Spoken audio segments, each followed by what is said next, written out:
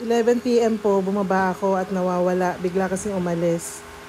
Ito pala sa kusina. Naggagagad daw po siya ng bawang at i-level up niya yung tinake-out niya na chicken ng McDo. Kaya pala nawala, nag-drive-thru. Naghahanap siya kanina ng honey daw, mustard, saka ng mayonnaise. Pero wala kasing honey, kaya yung sugar ang pinalit niya. Then yung mustard at yung mayo. Saka ewan ko ano pa ba yung ibang nilagay niya dyan na panimpla. At nang pinatikim niya nga sa akin, aba, ang sarap! Yummy! Habang nagbibideo nga po ako, nakalive nga pala ako kay Papa P, kaya nadidinig ang boses ni Nanette. Oras na magbibili siopaw. Sino yun? Si Thomas. Puto ka dito, Thomas. Kuha ka. Magka-chat nga kami kanina, sabi niya, hindi mo na daw siya mag-RC. Sino? Tapos si ate. So sabi niya, papa-RC ako, pero last RC ko na muna to, di mo na ako papa-RC.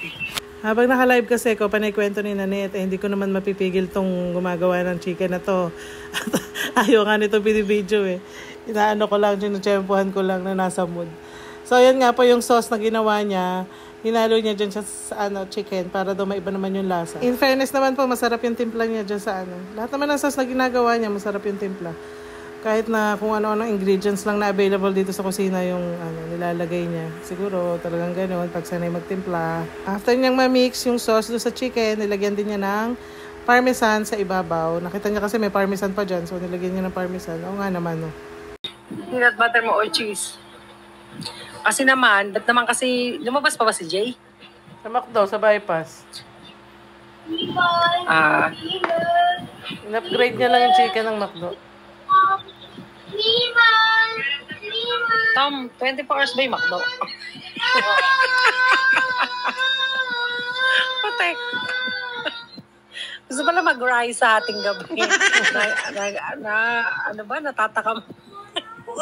Sasend ko na lang sa inyo, pipicturean ko. Ano na? Pipicturean ko, sasend ko sa inyo. Sarap. Wala stick. 24 hours ang KFC? Santa Rita? Sigurado ka? Pag nagmamarket si Doc tsaka si... Sinong Doc? Tumadaan si Doc. So, eto na nga po sila sa taas at kakaita sila. Si ate number 1 na kumuha. Ayaw pa nung una. Hindi sila magra-rice, papapakin lang nila yung chicken. Ano siya? Sure. 24 hours ang FC Santa Rita.